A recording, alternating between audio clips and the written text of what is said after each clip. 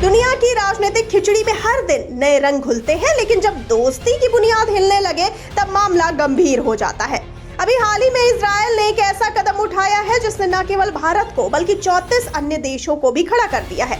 ये घटनाएं इस बात का सबूत है कि कैसे एक रणनीतिक संबंध भी कभी कभी अस्थिर हो सकता है। दक्षिणी लेबनान में यूएन पीस कीपिंग फोर्स की कई पोस्ट पर इजराइल ने गोलीबारी की है। इस फोर्स में भारत के 600 जवान भी तैनात हैं। इस घटनाक्रम से भारतीय सरकार में गहरी चिंता फैल गई है, जिसके परिणाम स्वरूप भारत ने खुलकर अपनी नाराजगी व्यक्त की है। भारत ने 34 देशों के एक ज्वाइंट स्टेटमेंट का समर्थन किया है, जिसमें इजराइल की इस हरकत की कड़ी निंदा की गई है।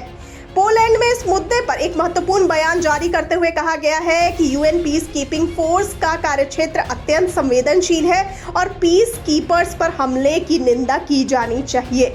इस स्थिति ने यह स्पष्ट कर दिया है कि भारत अपने अंतर्राष्ट्रीय दायित्वों को लेकर के बहुत ही स्पष्ट है, साथ ही यहाँ पर वैश्विक सुरक्षा को लेकर संवेदनशील भी है।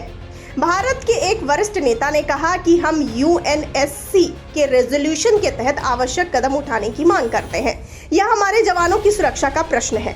इस वक्त यह देखना दिलचस्प होगा कि क्या इजराइल के प्रधानमंत्री नेतन्याहू भारत की इस मांग को सुनेंगे या फिर वे किसी और बड़ी हरकत के साथ आगे बढ़ेंगे। इस घटनाक्रम से इजराइल भारत संबंधों पर कई प्रश्न चिन्ह खड़े हो गए हैं। भारत ने हमेशा इजराइल के साथ दोस्ताना संबंध बनाए रखा है, लेकिन इस तरह के हमलों से ये संबंध टूटने की कगार पर है। इजराइल का कहना है कि उसने जिन पोस्ट को निशाना बनाया वहां हिजबुल्लाह के ठिकाने हैं, लेकिन क्या यह तर्क भारत के हितों को भुला सकता है? क्या इजराइल अपनी सुरक्षा के नाम पर भारतीय जवानों की सुरक्षा को दांव पर लगा सकता है? अब ये देखने वाली बात होगी कि इजराइल अपनी हरकतों से पीछे हटता है या फिर वह अंतर्राष्ट्रीय मंच पर और भी कठोर कदम उठाने की योजना बनाता है।